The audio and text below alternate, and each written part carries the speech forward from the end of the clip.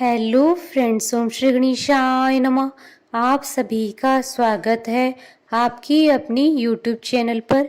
Friends, आज हम आपको इस वीडियो में बताने जा रहे हैं साल 2023 में रक्षाबंधन का पर्व 30 अगस्त को मनाया जाएगा या 31 अगस्त को। रक्षाबंधन के शुभ मुहूर्त, महत्व, भद्रा काल के समय, पूजा विधि और पौराणिक कथाओं के बारे में। फ्रेंड्स, वीडियो शुरू करने से पहले आपसे रिक्वेस्ट है, अगर आप हमारे चैनल पर नए हैं और आपने अभी तक चैनल को सब्सक्राइब नहीं किया है तो प्लीज़ सब्सक्राइब कीजिएगा चैनल को, साथ ही प्रेस कीजिएगा बेल आइकन को, जिससे नए वीडियो से रिलेटेड नोटिफिकेशन आपको तुरंत प्राप्त हो सके। और वीडियो पसंद आने पर वीडियो को लाइक और शेयर जरूर कीजिएगा ताकि सभी भक्तों को इस वीडियो का लाभ प्राप्त हो सके। और कमेंट बॉक्स में जय श्री कृष्ण जरूर लिखिएगा। रक्षाबंधन की तारीख को लेकर इस बार कंफ्यूजन है। दरअसल इस बार भद्रा होने के कारण रक्षाबंधन 30 अगस्त को मनाया है, 31 अगस्त को। इस बात को लेकर मतभेद है। रक्षाबंधन का त्योहार हर साल पूर्णिमा के दिन मनाया जाता है। इस दिन बहनें अपने भाई की कलाई पर राखी बांधती है। रक्षाबंधन के दिन अगर भद्रा होती है तो बहनों को उस समय अपने भाई की कलाई पर राखी नहीं बांधनी चाहिए। भद्रा काल में राखी बांधना अशुभ माना जाता है, इसलिए रक्षाबंधन का पर्व इस बार 2 दिन 30 और 31 अगस्त को मनाया जाएगा। हिंदू पंचांग के अनुसार हर साल सावन महीने की पूर्णिमा तिथि पर रक्षाबंधन का पर्व मनाया जाता है। भारत में वैसे तो कई तरह के पर्व और त्यौहार मनाए जाते हैं, लेकिन रक्षाबंधन का एक अलग ही महत्व है। हर साल ये पर्व बड़े ही हर्षोल्लास के साथ मनाया जाता है। इस दिन बहनें अपनी भाइयों की कलाई पर राखी बांधती है, उनकी लंबी आयु की कामना करती हैं। वहीं भाई प्रेम रूपी रक्षा धागे को बंधवाकर बहन की उम्र भर रक्षा करने का संकल्प लेते हैं। रक्षाबंधन एक ऐसा त्योहार है जिसे मनाते तो सिर्फ एक दिन है, लेकिन इससे बनने वाले रिश्ते जिंदगी भर निभाए जाते हैं। हालांकि इस साल भाई बहन के अटूट प्रेम का प्रतीक रक्षाबंधन एक नहीं बल्कि 2 दिन मनाया जा रहा है। इस साल सावन माह की पूर्णिमा तिथि 30 अगस्त को है, लेकिन शास्त्रों के अनुसार इस साल 30 अगस्त को पूर्णिमा वाले दिन भद्रा का साया है। हिंदू धर्म में मान्यता है कि यदि श्रावण पूर्णिमा तिथि पर भद्रा का साया है तो भद्रा काल में राखी नहीं बांधी जा सकती है। उसके समापन के बाद ही राखी बांधी जाती है, क्योंकि भद्रा काल में राखी बांधना अशुभ माना जाता है। ऐसे में इस साल रक्षाबंधन का पर्व 30 और 31 अगस्त 2 दिन मनाया जाएगा। फ्रेंड्स, अब आइए जानते हैं रक्षाबंधन के शुभ मुहूर्त के बारे में। हिंदू पंचांग के अनुसार साल 2023 में सावन माह की पूर्णिमा तिथि 30 और 31 अगस्त दोनों दिन है। पूर्णिमा तिथि प्रारंभ होगी 30 अगस्त 2023 को सुबह 10:58 पर और उसका समापन होगा 31 अगस्त 2023 को सुबह 7:05 पर। 30 अगस्त को पूर्णिमा तिथि की शुरुआत से यानी सुबह 10:58 से भद्रा प्रारंभ हो रही है और भद्रा का समापन रात्रि 9:01 पर होगा। ऐसे में 30 अगस्त को भद्रा के कारण राखी बांधने का मुहूर्त दिन में नहीं है, इसलिए इस दिन रात्रि में 9:02 के बाद राखी बांधने का मुहूर्त है। इसके अलावा 31 अगस्त को श्रावण पूर्णिमा सुबह 7:05 तक है और समय भद्रा नहीं है। ऐसे में 31 अगस्त को सुबह 7 बजे तक बहनें अपने भाई को राखी बांध सकती है। इस प्रकार इस साल रक्षाबंधन का पर्व 2 दिन है। 30 अगस्त को राखी बांधने का शुभ मुहूर्त रात्रि 9:02 से निषेध काल रात्रि 12:28 तक रहेगा। वहीं 31 अगस्त को राखी बांधने का शुभ मुहूर्त सुबह 7 बजे तक रहेगा, क्योंकि इस दिन पूर्णिमा सुबह 7:05 तक है। ऐसे में बहनें इन दोनों दिन शुभ मुहूर्तों में राखी बांध सकती हैं। रक्षाबंधन पर भद्रा पहुंच में 30 अगस्त 2023 को शाम 5:30 से शाम 6:31 तक रहेगी और भद्रा मुख का समय शाम 6:31 से रात्रि 8:11 तक रहेगा और भद्रा की समाप्ति का समय रात्रि 9:01 पर रहेगा। फ्रेंड्स, अब आइए जानते हैं रक्षाबंधन की विधि के बारे में। रक्षाबंधन के दिन सुबह सुबह उठकर स्नान करें और शुद्ध कपड़े पहने। इसके बाद घर को साफ करें और चावल के आटे का चौक पूज कर मिट्टी के छोटे से घड़े की स्थापना करें। चावल, कच्चे सूत का कपड़ा, सरसों, रूली को एक साथ मिलाएं। फिर पूजा की थाली तैयार कर दीप जलाएं, थाली में मिठाई रखें। इसके बाद भाई को चौकी या पाटे पर बिठाएं। अगर पाट्या आम की लकड़ी का बना हो तो सर्वश्रेष्ठ है। रक्षा सूत्र बांधते वक्त भाई का मुख पूर्व दिशा की ओर होना चाहिए। वहीं भाई को तिलक लगाते समय बहन का मुंह पश्चिम दिशा की ओर होना चाहिए। इसके बाद भाई के मस्तक पर टीका लगाकर दाहिनी हाथ पर रक्षा सूत्र बांधे।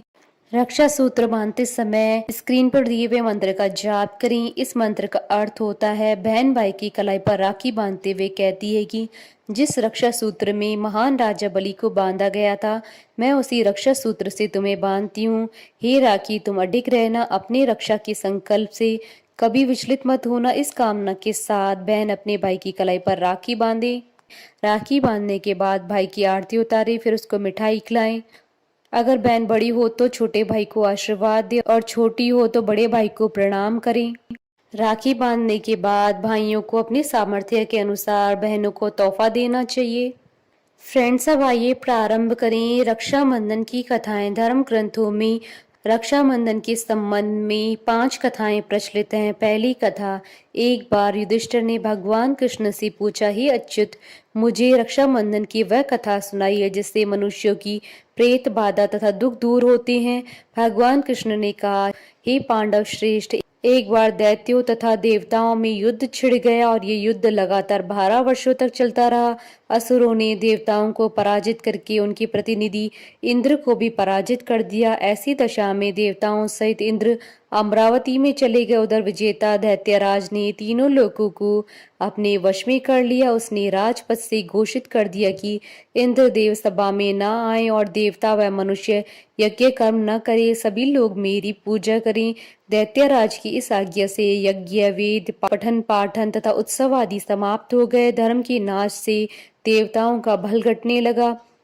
यह देख इंद्र अपने गुरु बृहस्पति के पास गए तथा उनके चरणों में गिरकर निवेदन करने लगे, हे गुरुवर, ऐसी दशा में परिस्थितियां कहती हैं कि मुझे यही प्राण देने होंगे, न तो मैं भाग सकता हूँ और न ही युद्ध भूमि में टिक सकता हूँ, कोई उपाय बताइए। बृहस्पति जी ने इंद्र की वेदना सुनकर उसे रक्षा विधान करने को कहा। श्रावण पूर्णिमा को प्रातः काल रक्षा विधान संपन्न किया गया। इंद्राणी ने श्रावणी पूर्णिमा के पावन अवसर पर द्विजों से स्वस्ति वाचन करवाकर रक्षा का तंतु लिया और इंद्र की दाहिनी कलाई में बांधकर युद्ध भूमि में लड़ने के लिए भेज दिया। रक्षाबंधन के प्रभाव से दैत्य भाग खड़े हुए और इंद्र की विजय हुई। राखी बांधने की प्रथा का सूत्रपात यहीं से होता है। दूसरी कथा, भारतीय इतिहास के अनुसार मुसलमान शासक भी रक्षाबंधन की धर्म भावना पर न्यौछावर थे। जहांगीर ने एक राजपूत स्त्री का रक्षा सूत्र पाकर समाज को विशिष्ट आदर्श प्रदान के संदर्भ में पन्ना की राखी विशिष्ट उल्लेखनीय। एक बार राजस्थान की 2 रियासतों में गंभीर कलह चल रहा था। एक रियासत पर मुगलों ने आक्रमण कर दिया। अवसर पाकर दूसरी रियासत वाले राजपूत मुगलों का साथ देने के लिए सैन्य सज्जा कर रहे थे। पन्ना भी इन्हीं मुगलों के घेरे में थी। उसने दूसरी रियासत के शासक को, जो मुगलों की सहायता चाह रहा था, राखी भेजी। राखी पाते ही उसने उल्टे मुगलों पर आक्रमण कर दिया। मुगल पराजित हुए। इस तरह रक्षाबंधन के धागे ने दोनों रियासतों के शासकों को पक्की मैत्री के सूत्र में बांध दिया। तीसरी कथा, एक बार भगवान श्री कृष्ण के हाथ में चोट लग गई तथा खून की धारा बहने लगी। यह सब द्रौपदी से देखा नहीं गया और उसने तत्काल अपनी साड़ी का पल्लू फाड़कर श्री कृष्ण के हाथ में बांध दिया। फलस्वरूप खून बहना बंद हो गया। कुछ समय पश्चात जब दुशासन ने द्रौपदी का चीर हरण किया, तब श्री कृष्ण ने चीर बढ़ाकर इस बंधन का उपकार चुकाया। यह प्रसंग भी रक्षाबंधन की महत्ता को प्रतिपादित करता है। चौथी कथा, मध्यकालीन इतिहास की घटना है कि चित्तौड़ की हिंदू रानी कर्णावती ने दिल्ली के मुगल बादशाह हुमायूं को अपना भाई मानकर उसके पास राखी भेजी थी। हुमायूं ने रानी कर्णावती की राखी स्वीकार की और समय आने पर रानी के सम्मान की रक्षा के लिए गुजरात के बादशाह से युद्ध किया। पांचवी कथा, राजा बलि बहुत दानी राजा थे और भगवान विष्णु के अनन्य भक्त भी थे। एक बार उन्होंने यज्ञ का आयोजन किया। इसी दौरान उनकी परीक्षा लेने के लिए भगवान विष्णु वामन अवतार लेकर आए और दान में राजा बलि से 3 पग भूमि देने के लिए कहा, लेकिन उन्होंने 2 पग में ही पूरी पृथ्वी और आकाश को नाप लिया। इस पर राजा बलि समझ गए कि भगवान उनकी परीक्षा ले रहे हैं। तीसरे पग के लिए उन्होंने भगवान का पग अपने सिर पर रखवा लिया। फिर उन्होंने भगवान से याचना की, अब तो मेरा सब कुछ ही चला गया है, प्रभु आप मेरी विनती स्वीकारें और मेरे साथ पाताल में चलकर रहें। भगवान ने भक्त की बात मान ली और वैकुंठ छोड़कर पाताल चले गए। उधर देवी लक्ष्मी परेशान हो गई। फिर उन्होंने लीला रची और गरीब महिला बनकर राजा बलि के सामने पहुंची और राजा बलि को राखी बांधी। बलि ने कहा कि मेरे पास तो आपको देने के लिए कुछ भी नहीं है। इस पर देवी लक्ष्मी अपने रूप में प्रकट हुई और बोली कि आपके पास तो साक्षात भगवान है, मुझे वही चाहिए, मैं उन्हें ही लेने आई हूँ। इस पर बलि ने भगवान विष्णु को माता लक्ष्मी के साथ जाने दिया। जाते समय भगवान विष्णु ने राजा बलि को वरदान दिया कि वह हर साल 4 महीने पाताल में निवास करेंगे। यह 4 महीने चतुर्मास के रूप में जाने जाते हैं, जो देवशयनी एकादशी से लेकर देव उठनी एकादशी तक होते हैं। बोलिए भगवान विष्णु माता लक्ष्मी जी की जय। हमारे साथ इस वीडियो में अंत तक बने रहने के लिए आपका धन्यवाद।